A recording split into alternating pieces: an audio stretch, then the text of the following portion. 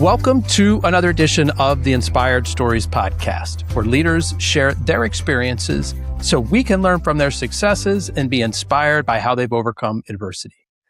My name is Anthony Codispoti, and today's guest spent 6.5 years working as an assistant golf professional at a country club before ever setting foot in the corporate world. That time in hospitality turned out to be less of a side road and more of a foundation. It shaped a conviction that how people feel at work matters as much as what they produce there. That conviction would eventually collide with a much bigger moment. When the pandemic fundamentally broke the social contract between employees and offices, Craig found himself at the center of a question every company was asking. Why would anyone choose to come in? Craig Window is the country president of Circles, a Sodexo company that has spent more than 25 years building workplace hospitality programs for employers across 40 countries. Under Craig's leadership, Circles earned a spot on HR Tech Outlook's top employee engagement solution providers list and now serves clients ranging from biotech firms to global financial institutions. He oversees all sales, operations, finance, and people strategy for the U.S. market. But before we get into all that good stuff, today's episode is brought to you by my company, Add Back Benefits Agency. Listen, if you run a business, you are likely stuck in the cycle of rising insurance premiums. You're paying more, but your team is getting less, and many people can't afford coverage at all. We do things differently. We provide your hospitality employees with unlimited access to doctors, therapists, and prescriptions that's always free for them to use. Now, here's the part that surprises most people. Unlike every other employee benefit out there, our program puts more money into your company's bank account. As an example, we recently helped a client increase net profits by $900 per employee per year. Results vary, but gains like that can change how a business is valued, and the consultation is free. See if you qualify today at addbackbenefits.com. All right, back to our guest today, the U.S. president of Circles, Craig Window. Thanks for making the time to share your story today. Absolutely. Thanks for having me, Anthony, and good to be here with you. All right, so Craig, you spent 6.5 years as an assistant golf pro before moving into what we'll call the corporate world. Walk me back to the moment you decided to leave that path. What was actually happening in your life at that point? Yeah, I mean, I was really lucky growing up. My parents loved the sport, so I had been around golf for a very long time. And about 15 years old, I started working at that course. It was a natural next step for me when I could start earning some income. And that would be waking up at 5 a.m., closing the shop down at 9 p.m. And it helped me pay my way through college. Really was the single job that I had all the way through university. And at that time, after graduation, it was to make a decision time, right? Whether to continue on that path or to pursue another career. And I had studied business in college and decided to break out into commercial real estate. And from there, I really didn't see myself wearing a shirt and tie every day, looking at spreadsheets all day. And I knew I wanted to help people. And that's when a friend introduced me to Circles, which, sounded like interesting to me and something where I could still help people, but more in a corporate setting. So I thought I'd be there for a couple of years, and now it's 18 and a half years later, and I'm still there. So what did you start out doing when you joined Circles? Yeah, so I was like an entry-level research analyst helping individual employees myself. That was at the very, very beginning. And then quickly, a couple of years after that, we were actually acquired by Sodexo about 3 years into my career at Circles, which expanded the opportunities because we joined this huge organization. And then from there, I made it into client management and some contract negotiations, then some inside sales. And then my career path kind of took off from there as I took over global sales and then moved into my new role recently as of 2023, leading the U.S. business. So you said you started out as a research analyst helping employees. Were you helping the Circles employees, or were you helping Oh, the employees of your clients? yeah. So because we work in a B2B structure, organizations will purchase our services to give to their end employees. So I was working with actual our customers, our end employees who were requesting services for various different things, right? From travel to dining reservations to ground transportation to researching service vendors for their homes and things like that. So I spent a few years actually on the front lines, working closely with our members.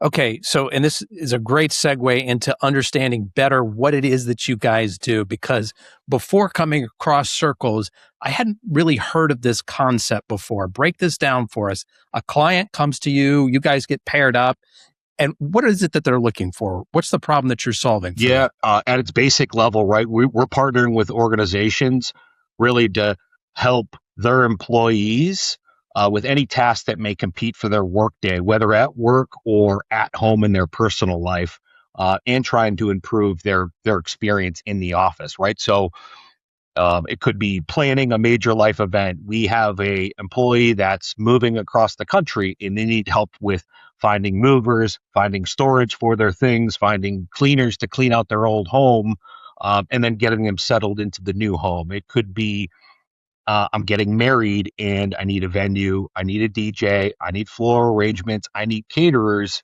Can you help someone plan that for me? We also do things more, I would say, hands-on with employees. So it could be helping them coordinate services during their workday, like running errands. Could be grabbing, ingredients for dinner later that evening, or dropping something off at the post office, or even helping them plan a family vacation. And then I think we create experiences on site for employees as well. So this is about bringing people together in a workplace setting. Could be team building, could be helping plan company wide events like social hours, like volunteer days, or more seasonal things like a Mother's Day pop up event or a gift wrapping day around the holidays, to things even like yoga and wellness days for employees as well.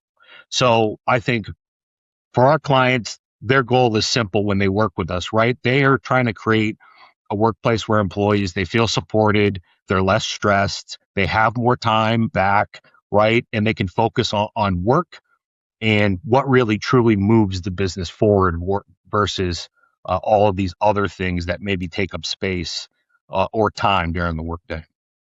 It part of it sounds, let me see if I'm understanding this, Craig. I'm sort of seeing two buckets. There's one bucket that sort of sounds like a personal assistant on demand for any of the employees of your Yeah. clients. There's another bucket that sounds like, hey, we'll come in and put together these employee events to get everybody sort of interacting on a social level to kind of increase bonding. Yeah, that's a great way to put it. I mean, basically, when we're on site, we're supporting employees, but we also could be helping with engagement, improve morale, and improve culture as well. And for those clients that are looking for just a better workplace experience, right? We can help support workplace operations with, reception, front of house services. Um, that support a better experience, while you could be having clients come in, or for employees that come in or could be coming in once a month, to be able to support that workplace. So, and that last aspect of really the engagement piece and the better workplace experience really took off right after things lifted from COVID late 2023, when employers really needed a reason to make employees come back to work.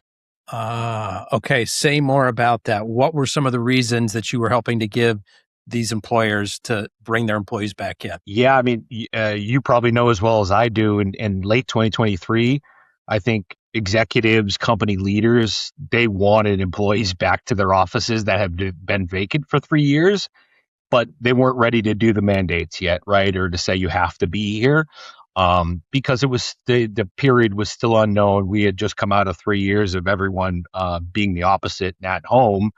And so they really wanted to make the workplace, okay, how do we make it a magnet so people actually want to, come in? We call it earning their commute, right? So how can you beat having them stay at home all day. And so some of that was, let's really think about the experience on site. What are we offering to them? Who's supporting them? And how can we make it easier for them to come to work physically? Hey, can you give me some specific examples? Yeah, it could have been, hey, we want to give a lot of people went through refreshes in their office spaces during that time period, right? So you came back and it was different, or over those 3 years, you had new workers coming into the industry, had never been into a company's office before. So it could be our personnel that's welcoming at the front door. We give them a tour of the new office, show them how the new conference room technology works, how food services is changed in different, or just add general acclimation to their new space or their new neighborhood or desk booking system. And then on the convenience side, right, because employees that were working from home also got used to, being able to watch their pets, be able to run an errand down the street during the day.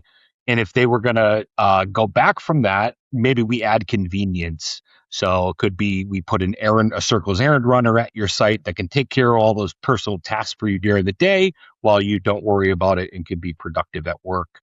So those are some good examples. Or bringing on amenities, right? Like, it's funny, we saw a lot of companies ask for things like car detailing, washing, refueling for vehicles. There could have been dry cleaning and laundry services, which kind of went away, was starting to come back as a more popular service.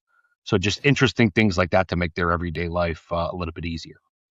So as I think about the value of what you're providing, in order for it to make financial sense for the company to do this, it occurs to me that the employee base is probably highly compensated, white collar, very high dollar value type of service that they're providing. Not Am I understanding that correctly? Well, I think for the most part, the larger enterprise organizations that we work with generally do have higher, revenue to employee ratios and a little bit more discretionary spend to put into things like benefits. A majority of our clients are, in fact, 1,000+ employees. They're bigger. But that doesn't mean that they only offer it to a certain level of employee. We actually see the opposite. A lot of them want to offer it to everyone as an equal benefit to them. So I would say, yeah, we do, the biotechs, the law firms, the financial services companies, but we have other clients as well that maybe do manufacturing or offer other services that don't really fit that same mold. And so they would offer this same kind of personal concierge service to their blue collar folks working on the manufacturing floor. Yeah, and in fact, I mean, it's hard to talk to a CFO about it, but your person on the manufacturing floor that gets a 10-minute timed break and a 30-minute lunch, they probably need support more than the worker that can come and go during the day. Is less tied to actual, producing something. Or we talk about call center folks a lot, right? That they're really tied to their phones and their desks, and they have short breaks and lunches when they really need it the most. And so when we talk to HR leaders, they certainly understand that and get it. And then, we use that positioning to also, present to the CFOs and the financial decision makers about what is that cost of, lost productivity or distractions during the day, or employees being generally just burnt out, right? Are you able in those presentations to show at least a hypothetical ROI to them? Yeah, we absolutely are, right? I think we're not only showing them the satisfaction, the average usage rates, and how that equates, and the time saved, and how that equates to a return on investment. Does it pass the muster test of every CFO of a large major company? It's a softer ROI, right? But they certainly know the cost to replace a worker, right? That's something that everybody knows from HR to CFOs, and especially in in law firms or in professional services, that cost that obviously goes up tremendously, or in healthcare. And so they understand that. And that's how we rationalize it with the ROI, but also telling the story about how we make a difference. And I was talking about this with a colleague of mine the other day, and a lot of our clients, they'll have brand new building that they've spent tens of millions of dollars on. It's furnished with the nicest furniture you could ever imagine. And, there's art on the walls and every lighting's perfect, but no one's using the space. They're not thinking about how is the employee going to interact with this? What's attracting them back to this besides being a nice building? And I think it needs to be the opposite, right? How do we design the services, the support, the space for employees, not just so it looks great? So you go into a prospective client, you show them all these different services that you can offer. You talk about how this is good for employee engagement, satisfaction, retention. How many of them ever look at this and say, wow, this is a great idea. We're going to hire a handful of people to do this ourselves? Yeah, I think that comes down to it. And we've seen it happen before, right? But it's not core to their business, right? Unless they're in outsourcing. Generally, they have other things they can focus on. And there's oftentimes a culture leader or someone that's responsible for, connecting employees together, but it's a voluntary title, right? They're doing this on top of their day-to-day roles, and they're not focusing on it. There's no technology behind it. There's no strategy behind it. And so they don't really know what they want to get out of it. And for that limited, we think, investment, right? There's a good, strong ROI, especially for those organizations that are really concerned about keeping a strong culture and bringing their people together. Okay, so that makes a lot of sense to me, what you're saying, Craig, because you guys, all these different things, you know how to provide the services, you've got a whole menu of this. For them to go and hire somebody, they got to create their own program. They've got to hire their own team under them and train them on how to deliver it. You guys are just sort of plug and play. Yeah, and the how to train, they have to then train people. They have people turnover, so there's also hidden cost within the cost. It just, to make sense to bring in a provider like us who has the expertise. We have also done this for other clients that we can reference. We know what people are asking for. We can bring them, ideas around service delivery or events or operating models that work really well at other like-minded clients, and then tweak it for them culturally or for their population. It makes a lot more sense than trying to do it yourself. So of all the services that you offer, what do you find is the most popular with employees? What do they love the most? Right now, the most popular is like the errand running service. So the ability for anybody to run personal employee errands from point A to point B on their behalf while they're working. Without a doubt, it's the most popular right now. I just think, no one's getting more time back. And I feel like you can probably attest to it like I can. If I could have one more thing, it would be an extra hour a day, no doubt, right, to spend with my kids or with my family in general. So, and I think people know that as well. And that's what they're finding value in, right? Leaders aren't always convinced of that, but the numbers don't lie. That's where we see our most requests by far from our employee populations. I want to go back to the CFO conversation that you were talking about before. If my notes here are correct, there's data showing that 92% of employees feel valued when Circles is in place at their employer, and 100% of the clients are able to report some kind of ROI. Uh-huh. Talk me through, how you talk to a prospective CFO about those numbers. Yeah. Well, we survey, right, our members who utilize the service. And one of the questions that we've asked and have for the last 15 years is how much time did you save on this request, right? And over the last 15 years, that average is 3.5 hours. Now that could be everything from a 1 hour up to 10 hours, but the average across all of our scores is 3.5 hours. And so we really use that metric as a strong ROI generator, meaning how many requests did we complete based on the average hours saved. And then we back into a head count, an average head count based on, their average annual salary.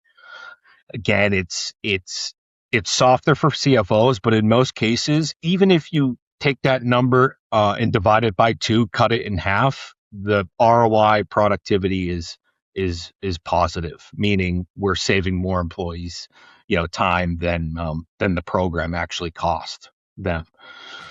So. Are there limited geographies where you guys are able to offer your services? Because it occurs to me that you would need a certain density of clients in a geographical region in order to kind of set up an employee base there.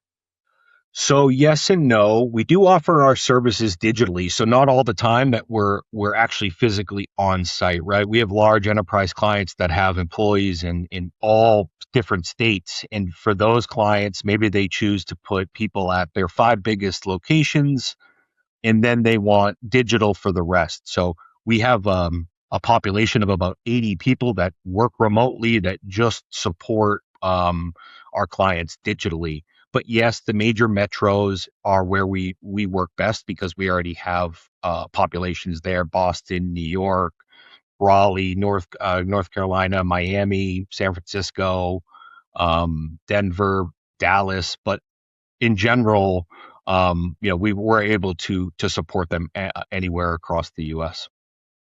So let's say hypothetical Circles employee on a Tuesday, they show up at work. They're going to one of your client sites, and what does it look like for them? They've got sort of this task list laid out for them. Bob needs his dog walked. Susie needs, laundry picked up, like kind of that kind of thing.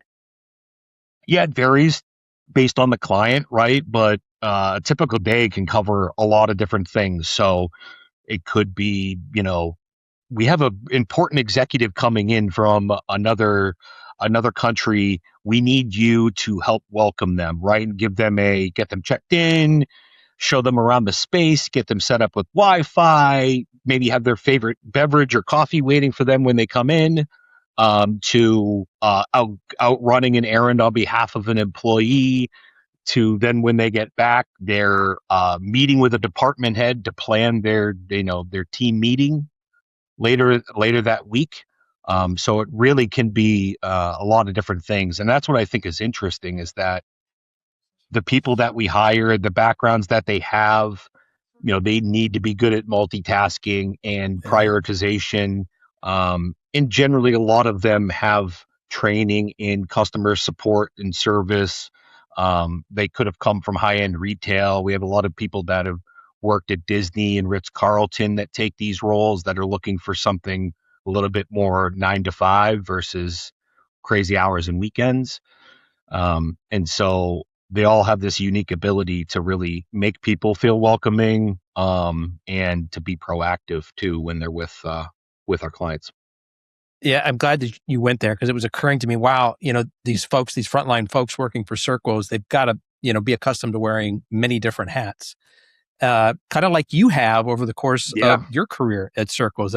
You briefly touched on it. Let's see, key accounts manager, global VP of sales, country president. And I think that role came during, kind of the early middle part of COVID. Do I have the timing right on that? Yeah, 2023. In January, right at the beginning. Mm-hmm. So what is it about this place that's kept you there for so long? Yeah, I said this earlier, but I've been lucky. I think that opportunities have opened up for me, but I've been vocal, right, about wanting more challenge and wanting more opportunities. I've also had great mentors throughout my time here, people that push me to do more. And that's probably one thing that I would say to other individuals looking to take on the next step in their career, is like, you got to put yourself in uncomfortable situations, right, in order to break through to that next level. Never once did I ever regret doing something that was uncomfortable for me in like a business setting, right? Whether it's public speaking or, a week's worth of training in Spain. Like all those things may seem daunting, but they're all worth it in the end. And so I would say that really helped me during my time at Circles to put me in those positions to take on the next opportunity. Do you care to call out one of your mentors and how they've helped you along the way? Yeah, I would actually say the individual who I took over, my previous boss, Vada Brokema, was exceptional at that. He not only gave me good guidance and offered advice, he also gave me the room to make mistakes and learn from those mistakes, right? Which is uncanny, I think, in a good leader to be able to do that. Had a lot of trust, and he was very transparent in terms of what he was working on, what he's motivated by, what he's working on in the business, and he kind of gave me a good seat in position to learn from him on these different areas of the business that maybe I wasn't that close to previously. Whether it's a large technology contract that we're negotiating for our people to use, or being part of a transformation process that didn't have to do with sales, but he knew that I had interest in those areas. So yeah, I would say that's someone that helped me very much so along the way. And Craig, you rattled off a couple of examples of putting yourself in uncomfortable situations so that you could grow. Can you pick one and kind of go into a little bit more detail of it and talk about why it was so uncomfortable in the moment? Yeah, Sodexo, the company we're a part of, our parent company, we're a brand underneath them, but there are 423,000 employees across the US. And prior to COVID, they got together their top 1,000 leaders from the organization together every year to kind of kick off the new year. What are we working on? What's all the departments have in store for the upcoming year? But also a chance for leaders to connect. And we as a Circles as an organization got an opportunity to have some stage time at this conference with 1,000 leaders from across the world, representing 62 different countries. And my boss asked me if I wanted to have the stage time, right? So I'm used to talking to clients and going to see them and speaking in front of a board in a conference room. But in a setting where you're on stage, where you have 1,000 people looking at you and you're mic'd up and everything's revolving around what you say and what you do, it can be extremely uncomfortable. And so for that, right, just preparing and putting myself in that position to go up there and represent our brand well, again, very scary, but great opportunity for me. And actually, I want to stay here for a little bit longer because I think there's probably a lot of people listening who are like, "Oh, I want to advance in my career, and I show up and I work hard every day, and I put in the extra effort." But in a big organization like you're in, to really get noticed and to really be the one who's chosen to kind of lead the whole thing, I think there's got to be an extra level of effort that takes place. And you're kind of smiling. Can you say, like, you agree with me? Can you kind of say more about that? 100% agree with you, especially if your organization is matrixed, right? And sometimes leaders don't overlap as much. Again, making sure you have the right connections, and it could be through a mentor like I did it at first, right? Who was able to introduce me. But it's getting outside of your functional department, right? So if you're in sales, going to learn more and talking to maybe marketing leaders or to finance leaders or a CFO of another department, bridging those relationships. And what I've learned is that those things will always come around, right? When you need something down the line or you need to ask for a favor, maybe you've crossed paths with them before, and it just makes doing business a little bit easier. Even if you've only talked to them once 2 years ago, that's a reference point that you could point to. And in our organization, it happens all the time because of how big we are. So what I think I'm hearing you say is you weren't waiting for somebody to tell you, "Hey, Craig, get up off your tush and, go talk to somebody over here or go do this thing." you were taking the initiative. You were looking for the opportunities to have these extra conversations without somebody nudging you. Absolutely. Yeah, that's spot on, right? And you have to be your own best advocate if you're looking to take that next step. Not only putting yourself in uncomfortable positions, but making, introductions, creating relationships. And, because I was also in sales, I was used to that, right? Just better understanding and how businesses work and how they function led me to kind of want to learn more about all parts of the business. And I always approached it from that perspective. So um, I just want to learn more about what you do and what your day to day is like, right? That's the formation of every good relationship, right? So um, I think that helped a lot. And so, what did it actually look like for you to do one of these unexpected outreaches? You're, reaching out to somebody in a different department than you work in. Why are you reaching out? What's the reason that you connect with them to say hello or to ask a question? What's going on? Yeah, always easier to have some sort of warm introduction, right? Whether it be, oh, I met someone that were mutual connections with, or, my boss mentioned that you're working on this project. So finding some sort of common linkage and just saying, hey, want 15 minutes to pick your brain, right? And that's another good token of advice is, I want to kind of bounce an idea off of you. Any good individual in general, but leader who hears that is going to take the time, especially for somebody maybe that's coming up in the organization, to listen to them and to hear them out and give them their perspective. And once you can do that, it's about forming that will form a longer term relationship that you can use. Mm. Okay, so you were acquired by Sodexo. Remind me the time period. What was the year? Yeah, it was 2017. And your role at that time was what? I was sales in a BDR, inside sales role. How have you seen that acquisition impact the growth curve of Circles or the services that are offered or the structure of the company? What have you seen sort of transform since that time period? Yeah, I would say interestingly enough, when we were first acquired, we did a lot of work with financial institutions for their high net worth customers, like American Express, Chase, and Citibank. And Sodexo was really focused. They do outsource food and facility management services. They were really focused on all of the employees that they can support, right? Interesting tidbit for you.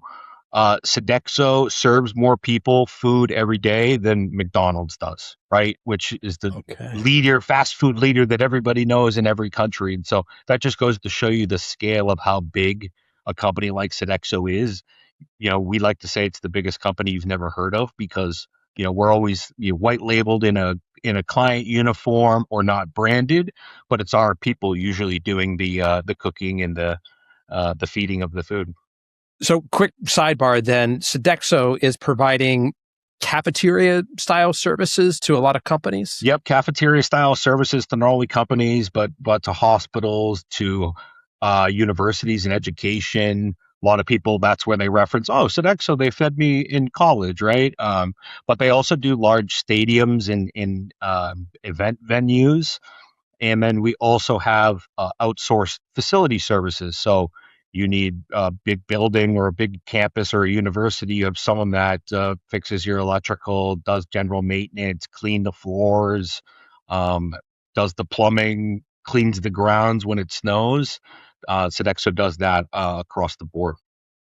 Okay. So the acquisition takes place and you guys started doing a lot more work for companies like Amex, financial services companies. Yeah, well, we started to actually focus more on all broad employees. We were really focused on high net worth prior to that acquisition, and they thought this would be great if we could touch the all the consumers that we serve every day, not in the physical location where we operate, right? So they could be at home, a third place on the weekend. That was the idea behind the acquisition, and then obviously introducing them to all of their bigger client B2B relationships that they had at the time.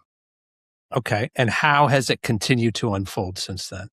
Yeah, it's been an interesting journey. We've grown globally since the acquisition, right? So we're in 40 different countries serving people, but the three biggest are France and the US and the UK and Ireland. Um, so that's been in support mainly of Sodexo's growth in those areas and those countries because they had clients that wanted or needed the service or was the right profile for us. And then obviously being a part of a larger company like Sodexo and the brand, it helps for conversations with larger organizations that, they really want to work with larger organizations that have the structure, the compliance, the protections of another large company. And so that's really helped bridge some gaps in relationships for us with bigger organizations, whether it be large top five consulting and auditing and advisory firms to larger healthcare organizations, and things like that. I want to talk about the digital transformation of the business that you led because you've got a certification from Rutgers in this area. Hmm. Okay, can you tell us what that digital transformation has entailed? Yeah, so that digital transformation, it was the one from Rutgers was a like a crash course, very intensive, week long transformation. But really, it was about how do you disrupt your business and think about it in terms of not what's happening tomorrow or next year, but 3, 5 years down the line. Um, and when I started, it was mainly phone and email were the main primary source or face to face of requesting something. And so we were very immature from a technology perspective. So what we really focused on at that point was how do we adopt the right technology to deliver a seamless experience for a consumer, but also so our people behind the scenes can understand our consumers better, um, capture their preferences, their likes and dislikes, and their ongoing requests. So we went through a long 2 year project working with Salesforce to then develop like what our technology of the future was going to be. And so really the output of that was consumer website, mobile app that was directly connected to a backend CRM where, we could capture what people were doing, what their likes and dislikes were, what their preferences were, but more importantly, really have the analytics behind decision making for clients, right? So where's their friction in your day-to-day workplace experience? What are your people asking for? What matters to them? And then for us, it was how do we optimize the operation? And then, of course, over the last couple of years, we've really integrated a lot of AI and automation into how we're doing it. I think an important point to make on that is, we place a lot of emphasis on being a people first organization just based on what we do. We will not ever lose that. And I think we're being very cautious and careful about how we deploy AI without losing the human element. Can you give me an example of how you're using AI to support that human element? Yeah, I'll give you a good example because it's top of mind because we just wrapped the project on this. But because we do a lot of work digitally and not on site, we get sometimes requests from an employee that may say, I want to go on vacation. And that's all they send us, right? I mean, we're happy to help. One of your employees, No, not no, one of no, your clients. like an employee that we do work for Got it. at an organization who has access to our services. They'll just tell us, I want to go on vacation somewhere warm. And you might know where they work, but doesn't necessarily mean you know what airport they're flying out of, if there's anyone else involved in the trip. And so with that, there can be back and forth, right? So for us, the obvious use case was let's build up automation to respond immediately to make sure that we're asking the right questions to that person. And maybe we don't have a phone number on file for that individual either. And so the back and forths could sometimes take days because then they're in a meeting or it's late in the evening. So you're not going to hear back till the next day. Now AI and automation could take over. and make sure we're asking all of the right information right up front. Never needs to be touched by a Circles employee working on it until we have it back from that end consumer. That makes so much sense. Yeah. Yeah, because you could lose, like you said, days of that back and forth.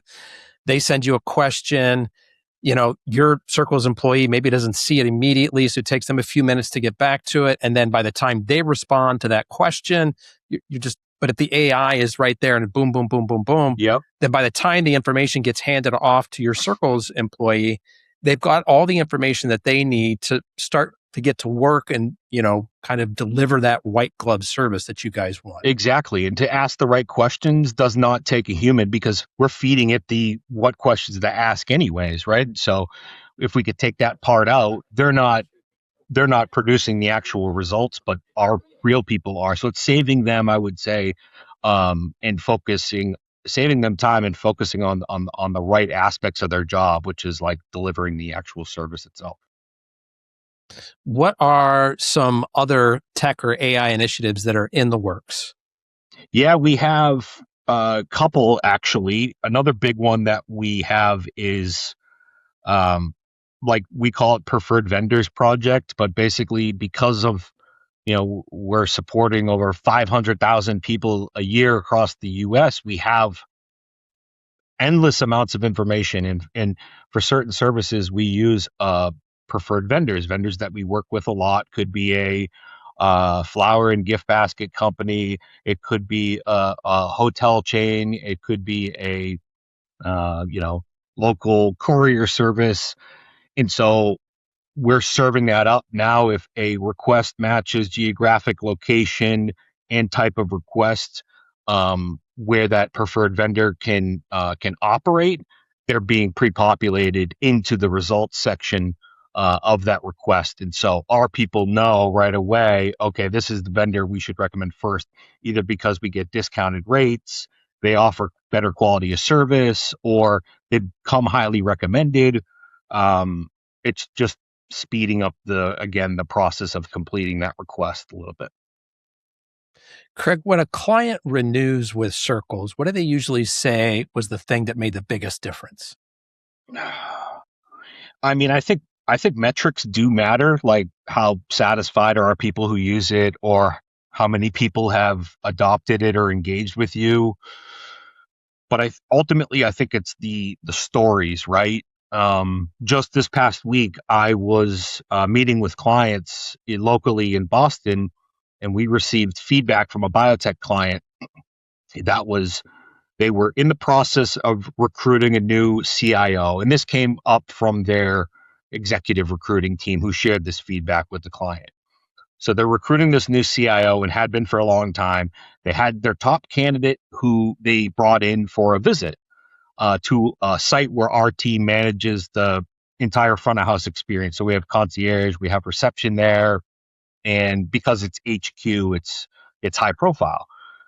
After the visit, the candidate came back and told that executive recruiter about the reception that he received from the team there. Of course, we knew that the team knew he was coming on site, right? So they put out no stops and all the bells and whistles.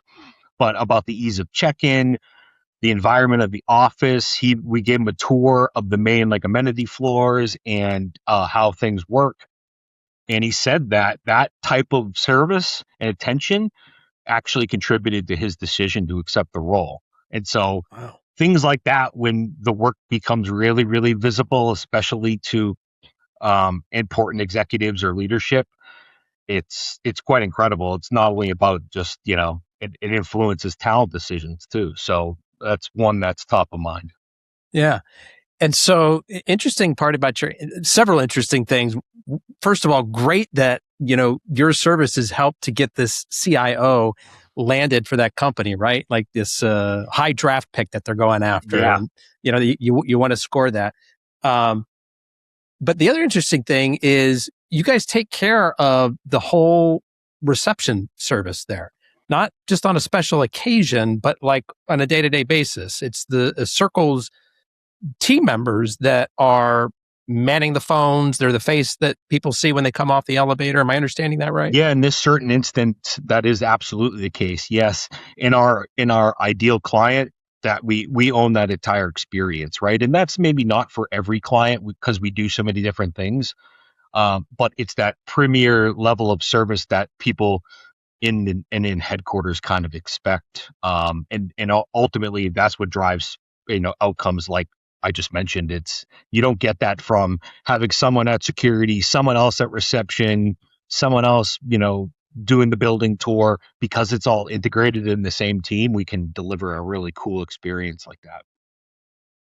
Okay, say more about that, because I was thinking that was more of an outlier for you guys to take over that whole, I call it reception front desk kind of experience.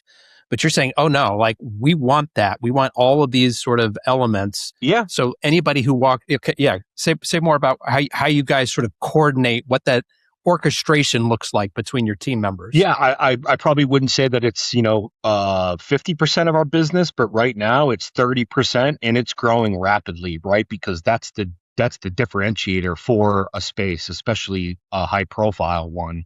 I think it just makes a lot of sense. And a lot of the relationships, like the biotech one that I mentioned, it was a legacy client that we've had for 13 years, right? That knew us for our traditional concierge. We delivered on that for them great. And then we brought it more on site, and we're able to show that we could actually do that and gain the trust and take that over. They actually self-operated it prior to giving that program to us. So they felt that strongly that they wanted to run it at one point, but we were able to convince them that, you should be outsourcing this experience, and yes, we can deliver on it. So that's what I'd like to see from all of our legacy clients. Actually, that would be great. And okay, so you gave us the one example of recruiting the CIO. Give us another example of sort of the upgrade in the experience that a client would notice by handing over those front desk reception services to the Circles team. Yeah, for our on-site programs, we have what we call kind of our hospitality operating system. It's more a behind-the-scenes tech, but it's used by our staff to, understand Craig's favorite beverage or the room that Anthony books weekly for his team meetings. So it gives our team some ability to capture these more workplace preferences that really help drive a better experience. So, we're not just, yes, sir, no, sir, it's Mr. Window, and the experience becomes a little bit better. And so that's one of the reasons as well. We also have a proprietary training platform, Circles Academy, that's all focused around hospitality. And I'd like to say, it's for our on-site people, which it is designed for them, but everybody goes through it. I went through it last year. My senior leadership team goes through it. It's basically, understanding what drives the needle from a hospitality and customer service standpoint. And when it comes to that, it's not just once, right? You need to do it on an ongoing basis. So all of our people, especially frontline, go through various different types of hospitality training on at least a quarterly basis. And then we have self-learning tracks where they can do it themselves. But everything's always moving on and to the next thing. And, we spend a lot of time and resources on training our people to be the best and deliver the best service. Yeah, lots of focus on that, customer service training. So, Craig, you've been in this industry for nearly 2 decades. What do you think a lot of companies are still getting wrong about the employee experience?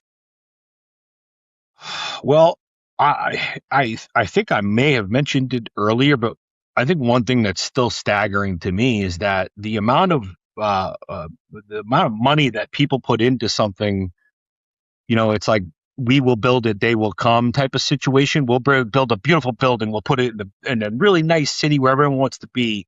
We'll give people the best views, but they don't think about the reality of the everyday employee who's maybe trudging in an hour there or an hour and a half home to actually come to that space.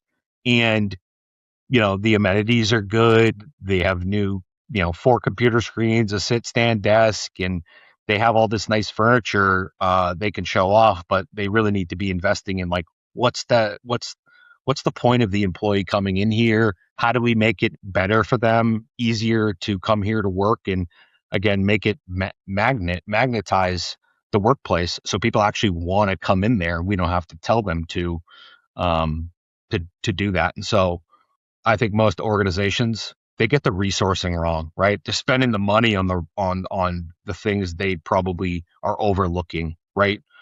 Just think about the employee first and what they want, and then design those things, right? So maybe scrap the HQ and build, 4 different smaller collaboration hub offices, right, where people can go, but maybe you get more sense of team camaraderie and collaboration in those versus what you're going to get in a 25 stacked floor building.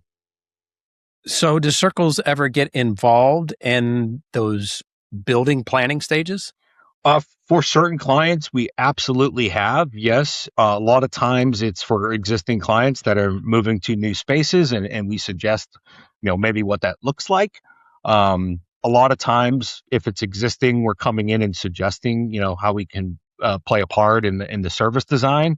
But again, we're not seeing a lot of leaders think about the actual service before the asset is built. It's still one of the things that hasn't caught up yet. It's usually the afterthought, right? It's like, let's build it and then we'll figure out how people will use it or how we're going to staff it to be functional, right? And another good example, a couple of weeks ago, I was with a large client. They built out, refreshed a floor, the 20th floor of their their building, their HQ. You go up to the floor and it's wide open, right? But there's nobody staffed there. And we walk over, the iced coffee is out. You don't know how to, book one of the shared rooms in there. And so that design element's simple. It's like you just need to have someone here. If it's going to be a general floor where there's no offices or desks, people are coming there to collaborate. Someone's got to watch over, the things that are in here, and it's brand new, and you have no one welcoming you to the space to show you where you can meet, how you can use it.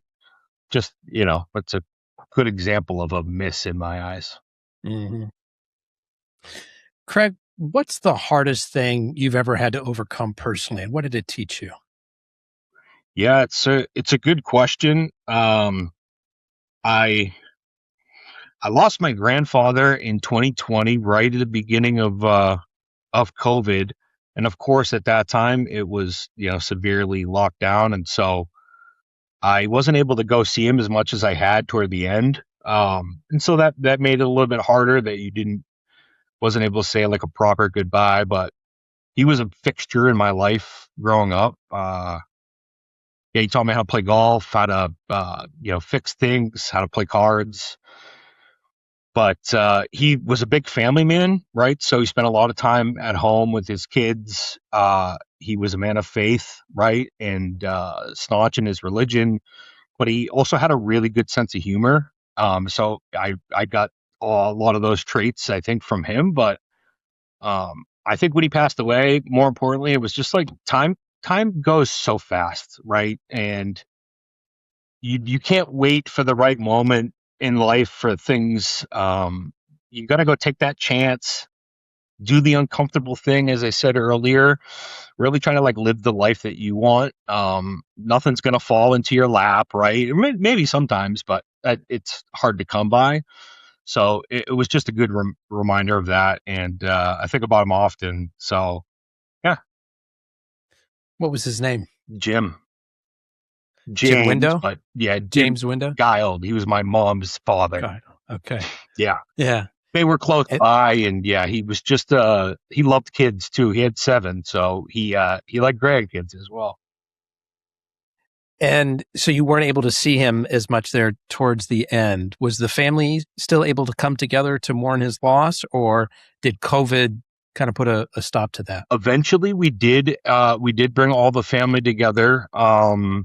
It took a couple of years, but we were able to remember him. And I actually got to do the eulogy at his services, which was real nice. Yeah. Yeah. Well, I appreciate you sharing that. Yeah, yeah. And then we celebrated him at the golf course like he would want to afterwards, and had all his friends say something. It was really nice. Yeah. Craig, as the country president of Circles, what do you hope to most be remembered for in this role? Yeah, I think, if you asked me that 3 years ago, my answer would be different if I wasn't in this role. But I would say the opportunities that I was able to create for other people, right? And maybe the fact that I lead with transparency, or I try to as much as possible. So I want everyone in the organization to know what we're working on and know that they can ask me questions.